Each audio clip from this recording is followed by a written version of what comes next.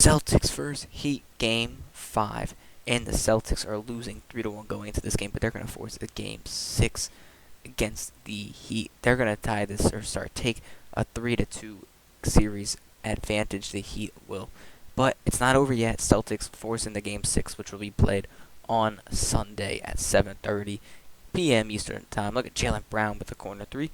He's going to get hype after that one. Then he's going to hit another 3 back to back. Blows a kiss to the Heat bench there.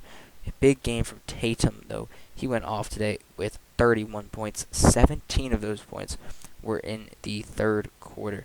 Jaylen Brown also had a nice game with 28 points, and Kemba had 15. Marcus Smart with 12. For the Heat, it was Dragic with 23 points. He fouled out, though. Bam had 13. Duncan Robinson had 20. And Jimmy Butler with 17. Look at the shot from Jay Crowder. He had a nice game, 14 points.